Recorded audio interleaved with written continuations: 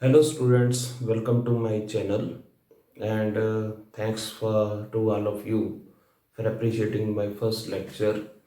And today we'll continue the topic that was being discussed in the previous lecture. If somebody amongst you have not listened or attended that lecture, I will give the description of that lecture here.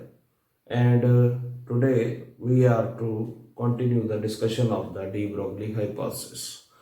Before we continue, we must have the knowledge about the wave function and what is the significance of the wave function. After that, we will continue to the discussion of de-Broglie hypothesis. According to me, this discussion must be done earlier than the next topic related to de-Broglie hypothesis. So therefore we must discuss about what is wave function.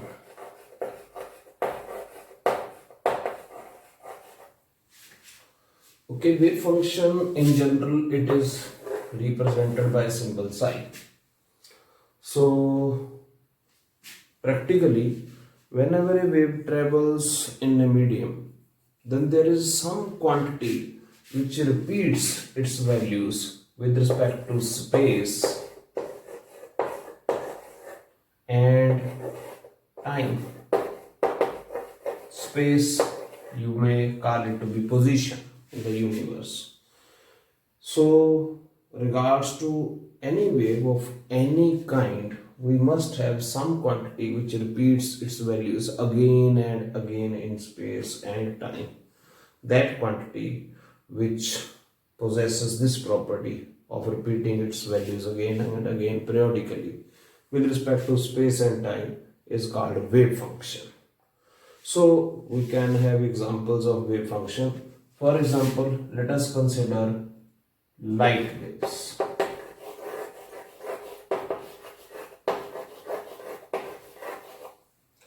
In case of light waves, it is the electric field or magnetic field which repeats its values again and again with respect to space and time.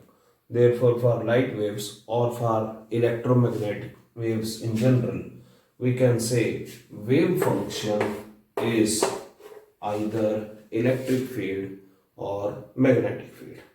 Let us now consider the example of sound waves.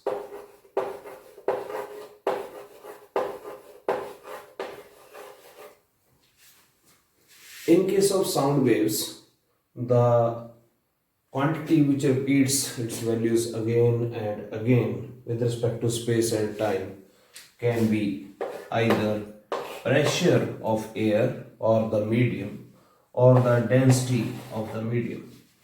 So the wave function in case of sound waves is either pressure or the density of the medium through which the sound waves are passing. Now in case of matter waves,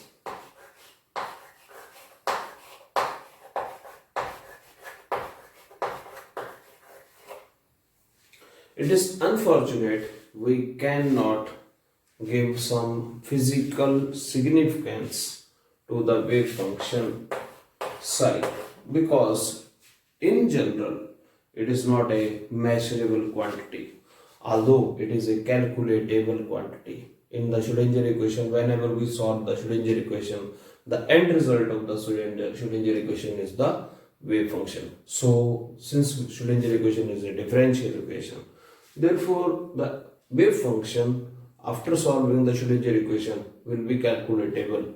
But in most of the cases, in fact in almost every cases, so it is not a measurable quantity. So therefore we just keep it out of the scope of the physical quantities. However, it's a good thing that instead of psi, magnitude of psi square is a measurable quantity.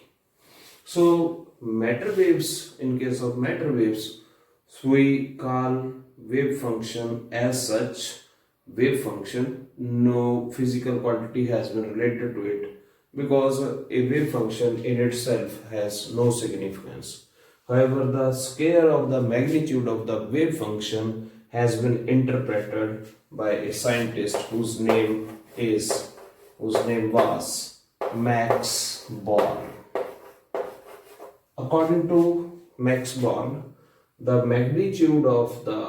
scale of the magnitude of the wave function at a small in a small region around any point, let us say this small region is dv, around any point, let us say this point is the observation point, and we draw a small region of volume dv around this point.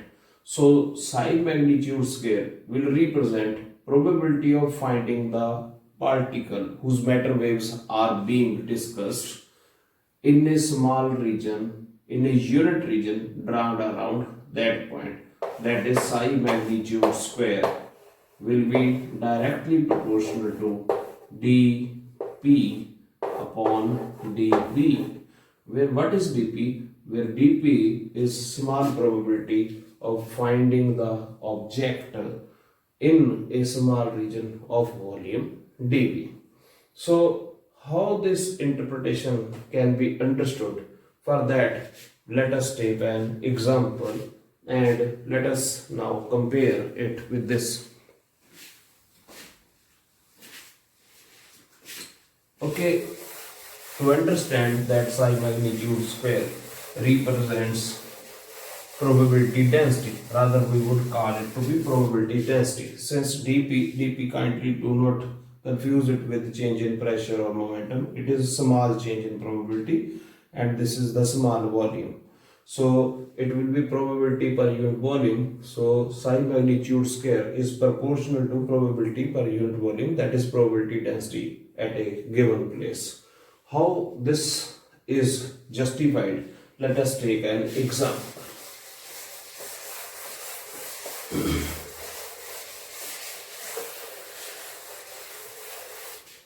Okay, let us have a table.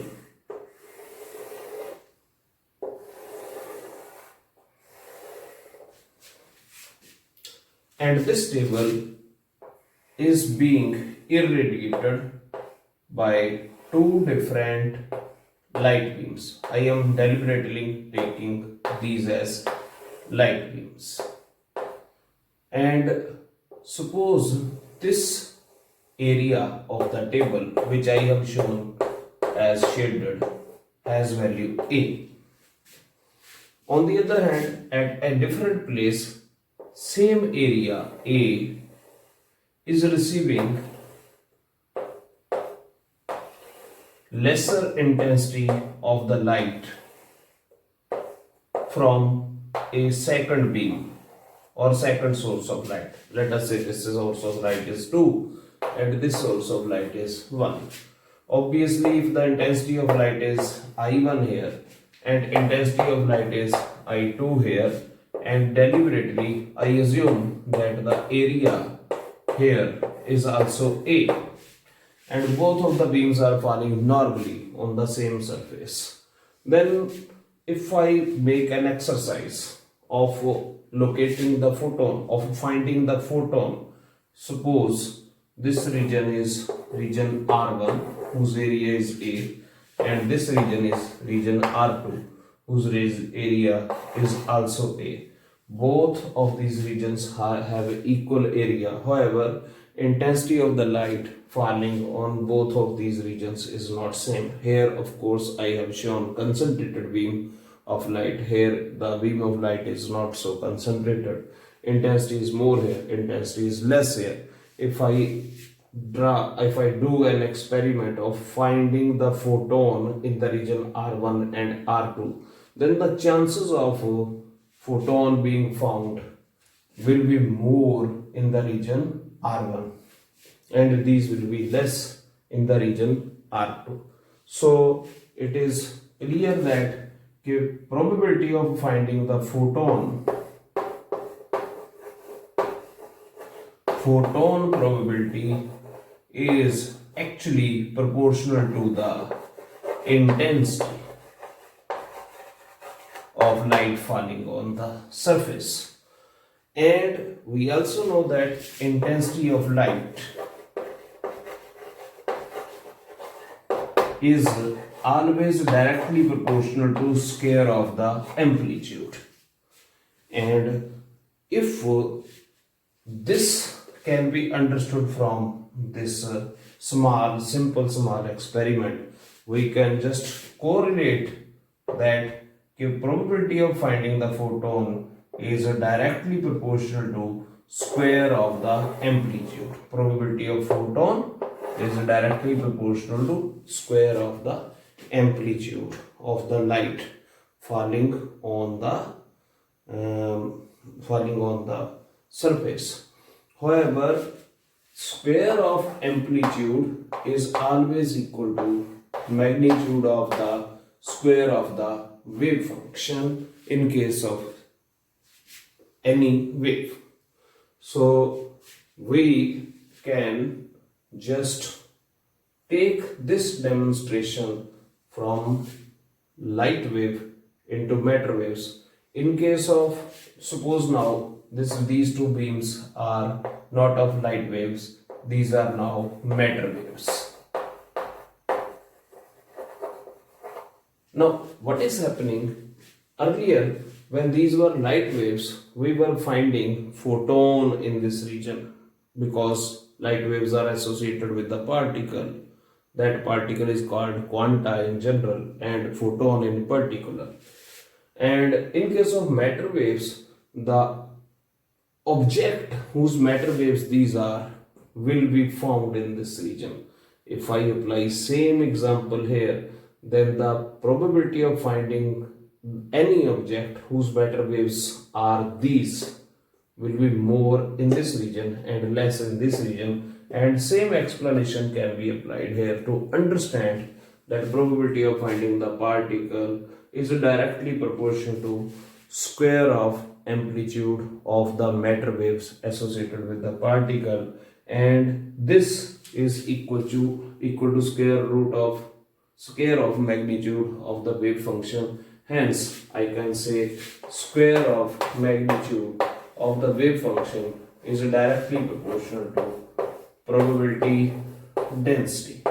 This is how wave function can be interpreted and the significance of the wave function can be understood. So whenever somebody asks us, okay, what is the significance of wave function, then instead of giving significance of wave function, we should talk about the significance of psi magnitude square, which is directly proportional to actually the probability density. The probability density may be dp upon dv, it can also be dp upon dA, it can also be dp upon dx, depending upon the fact whether the problem is 3-dimensional, 2-dimensional or 1-dimensional.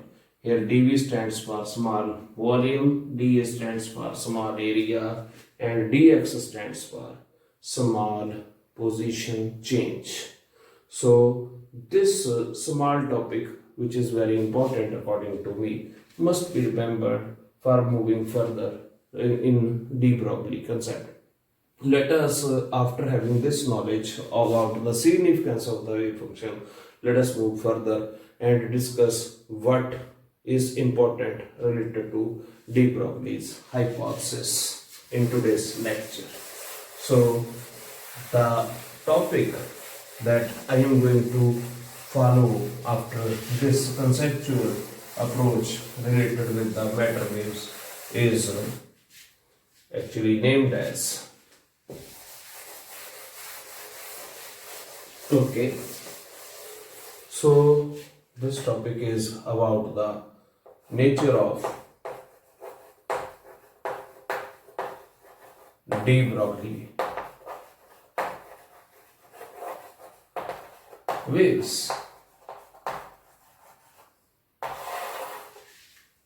In the previous lecture, we theoretically developed a relation that is equal to lambda is equal to h upon mv, by using de-Broglie's hypothesis and the results of special theory of relativity. And now we have to discuss about what kind of nature these de-Broglie waves possess. For example, certain questions can be asked whether de-Broglie waves are charged or uncharged, whether these are deflected by electric or magnetic field, can these waves travel in vacuum, do these waves show dispersion, can these waves show interference, polarization, diffraction, and many other things which we just study about all other waves. Such things are questionable. We can very well ask such questions regarding to de-Broglie waves. Can de-Broglie waves show superposition? Can de-Broglie waves will obey superposition principle? Yes or no? All these questions must be known to us. So let us, with having just one knowledge about de-Broglie waves, that the wave function of a square of magnitude of wave function of any wave, any matter wave, is representing the probability density. Let us first of all try to associate a wave of this form: psi equals a sine omega t minus kx. Now, where a is constant, omega is constant, k is constant. This is matching with the standard equation of a plane progressive wave, actually traveling along plus x-axis in space, whose amplitude is capital A, angular frequency is omega, and propagation constant is k, and all these three are constants. So we know that sine function, actually we can write here cos also, it doesn't matter at all. There will be a phase difference of pi by 2 only if I write cos instead of sine. That is not going to make much of a difference in this expression. It is one of the well-known equation of a progressive wave. Now we know that sine function is a continuous function.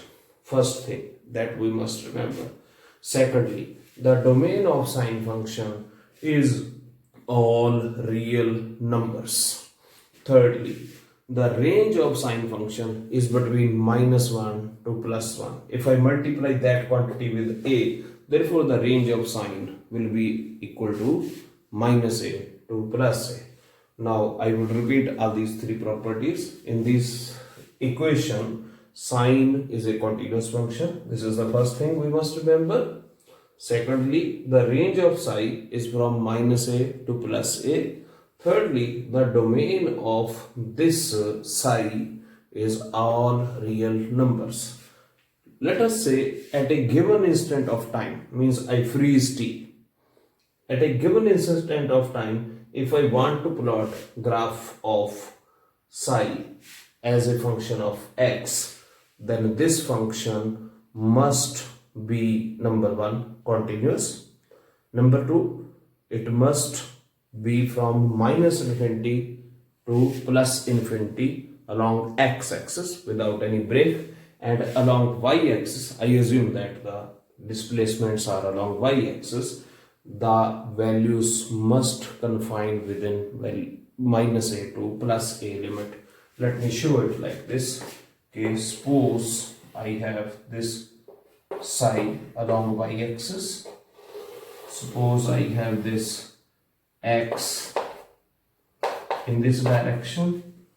Let us say this is origin, and since it is sine, therefore it will be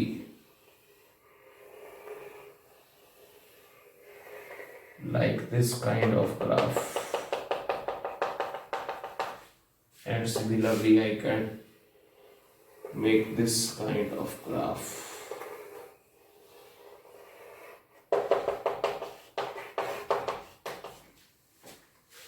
Now, what is important to understand from this graph?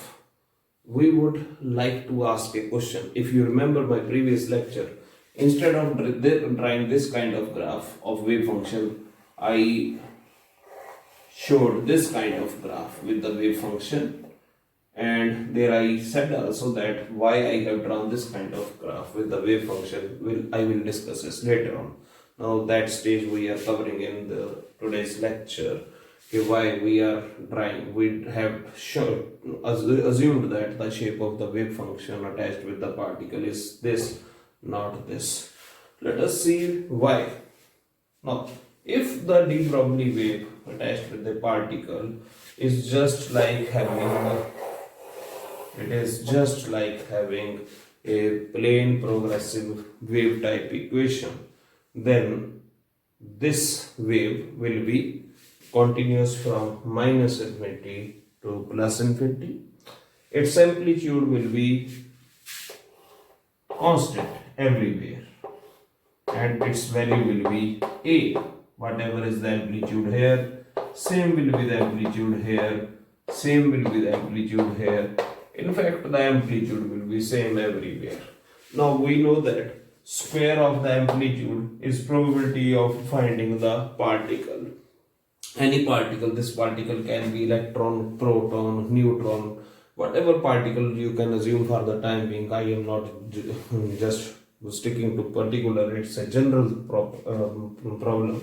So you can assume it to be the wave function of an electron or a proton or a neutron, whatsoever you want to like. Now the amplitude is same at all these places from minus infinity to plus infinity, and amplitude square, or rather psi magnitude square, is proportional to probability density. Now since this problem is one dimensional because of this kx, so the probability density would be represented by dp upon dx. Now if it is the case, then one thing we can get from this graph is that the particle is present everywhere with equal probability. Now this is something which physics doesn't accept. An object, a physical object, cannot be present everywhere in equal amount. The probability of finding a particle everywhere in the universe at a given instant of time cannot be same. So this is not acceptable according to physics. Any object can be localized within a small region. It will be of course delocalized within some region, but it can be localized with respect to universe. It cannot be delocalized over the whole universe. The particle cannot be present in the whole universe at a given instant of time. It can be at the most localized in some region. That region will depend upon the nature of the wave attached with the particle. So this kind of wave function attached with the particle is not possible.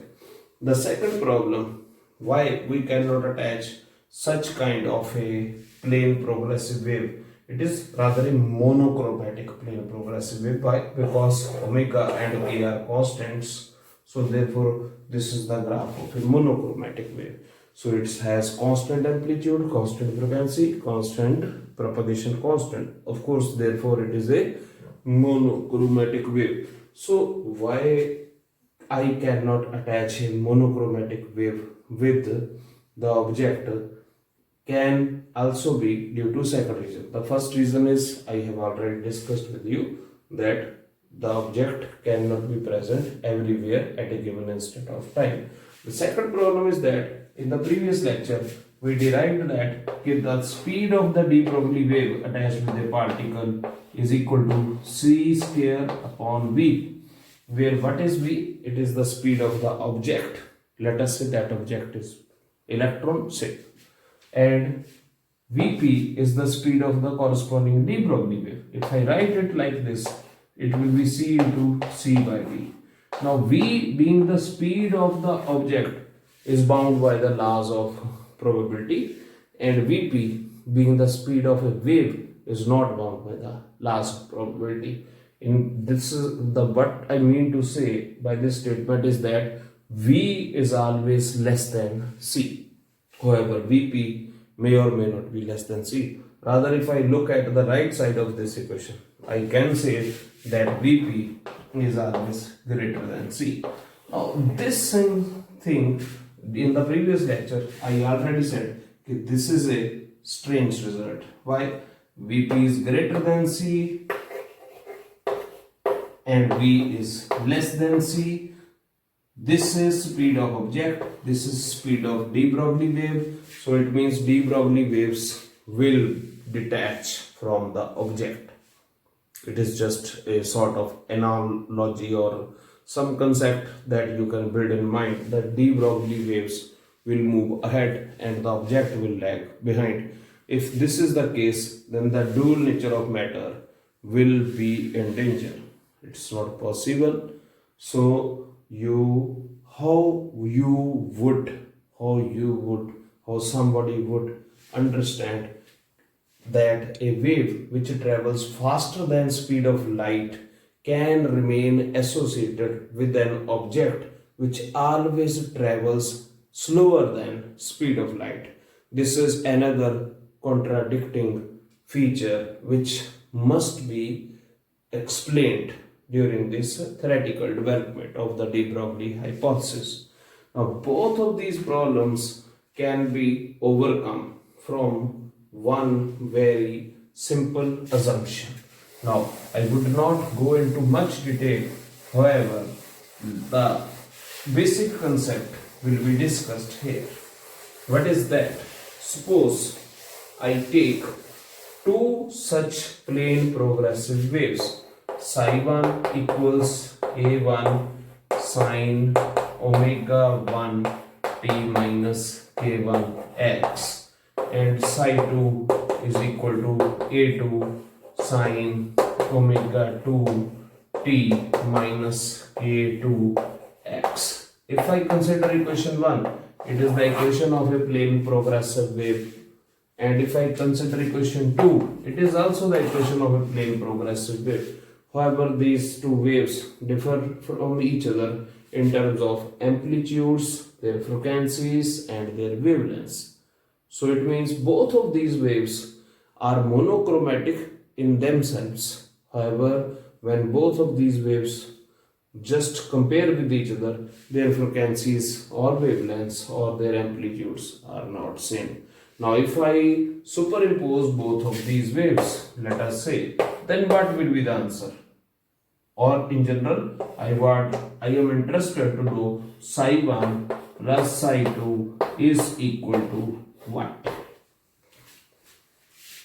Now, this is infinitely long. This is also infinitely long. This is continuous. This is also continuous. It is confined within the region along y-axis, of course, minus a1 to plus a1, and it is confined in the region from minus a2 to plus a2. If here it should be psi2. If I superimpose one wave over another wave, then there will be phase difference between both of these waves at many places, at many points from minus infinity to plus infinity. I assume that time is freezed. So if time is freezed and I assume and I superimpose both of these waves at a given instant of time, then from minus infinity to plus infinity, due to varying phase difference in both of these waves, due to that somewhere the interference will be constructive and somewhere the interference will be destructive.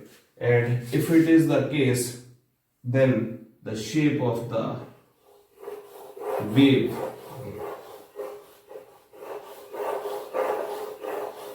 will become this.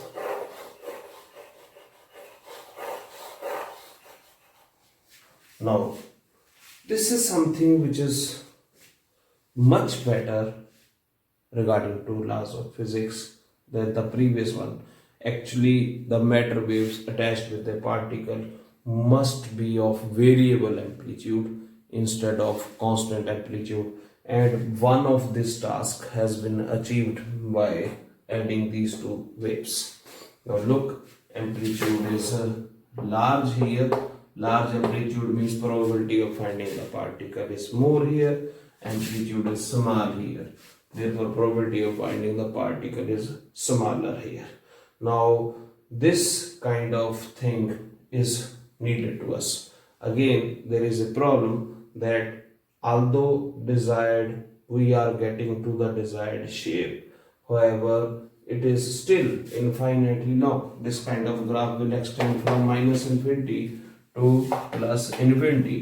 Initially, with a single progressive wave, we have a problem that particle was present in the whole universe in equal probability, and this statement has been now corrected by half. Now, this graph, if we try to interpret it, then it will be interpreted by the statement that particle is still present in the whole universe but with unequal probability.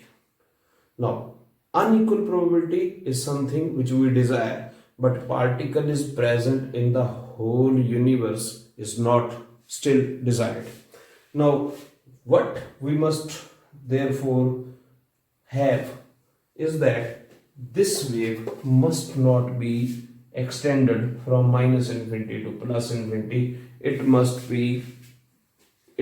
exist only within a small region of the universe where the particle can be found. Now, this task can be accomplished. We can do it, such an exercise, on the Excel workbook also, and we can verify these things. If we continue to add more than two progressive waves, then the length of this region will come shrinking. It means larger are the number of progressive waves that add up to make final wave function psi. Let us say psi 1 plus psi 2 is psi. Then in the next stage it will be psi 1 plus psi 2 plus psi 3 will be psi 3 plus psi 4 will be psi, and so on.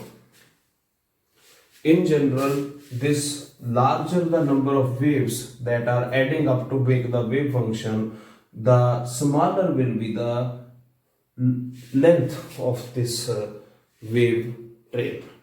And in general, we will, if the number of waves adding up to make the de-Broglie wave, this is now is called in fact a wave packet. A wave packet or a wave group. Now we can understand why it is called wave packet. A wave packet or a wave group must be attached with an object instead of a de-Broglie wave because of all these problems. Because if a wave packet or a wave group is attached, then the problems are solved. You will get this kind of shape. Now this kind of shape will end up with straight line to the left side from minus infinity up to this point, say, and to the right side from this point to plus infinity.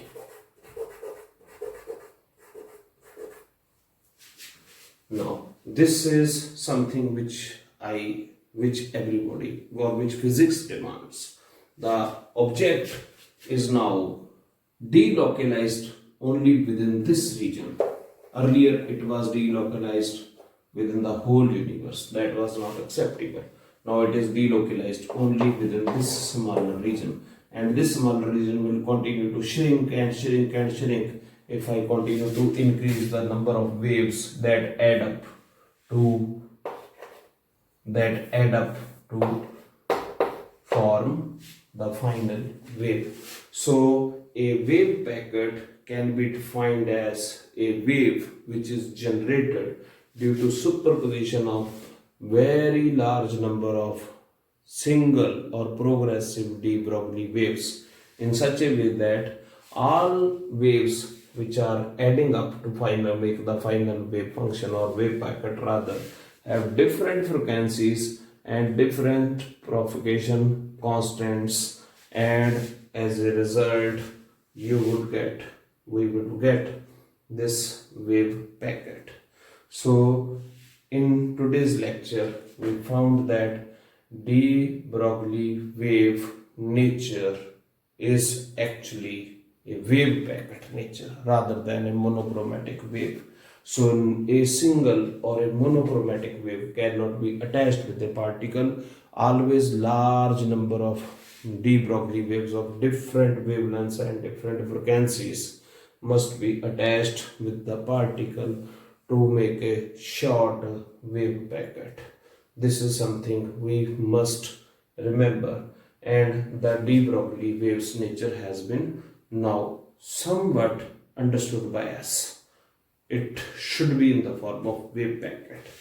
Next thing that we can remember related with the de-Broglie waves is that is it possible that this wave packet, since I discussed with you myself that there appear to be two contradicting problems, that de-Broglie waves travel faster than c and object travels slower than c, then how de-Broglie waves can be associated with the object. Now this apprehension is very clearly attended in the concept of a wave packet.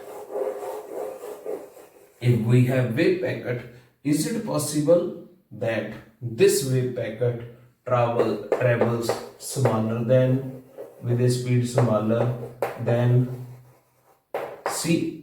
If this is the case, then we have therefore answered our problem. Actually, in fact, the answer is yes. Now, how? Since this wave packet is formed from the superposition of de-Broglie waves, each wave in this wave packet is capable of traveling faster than the speed of light, then how the result of all such de-Broglie waves cannot travel faster than speed of light? The answer conceptually can be understood very easily. Suppose one wave has velocity vp1, second wave has velocity vp2, third wave has velocity vpn. In general, last wave has velocity this is vp3, and last wave has velocity vpn. Individually, all these, this is greater than c, this is also greater than c, this is also greater than c, this is also greater than c. However, their resultant, let us say their resultant, I would write it with a new symbol, let us say Vg. Vg is called velocity of this group. It is also called group velocity, or it is the velocity of this wave packet. So, although all these individual velocities are greater than c, but their net resultant is less than c. If the net result is less than c, then of course this group can be associated with the particle. Since object cannot travel faster than c, group cannot travel faster than c, so we can attach a group with a particle rather than a single wave with a particle.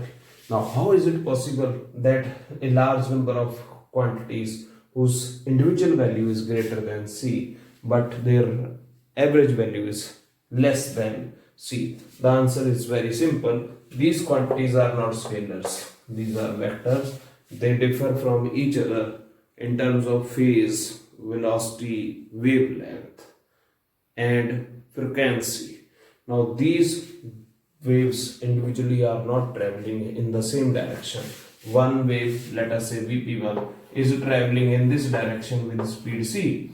Another wave, let us say Vp2, is traveling in this direction with the velocity c.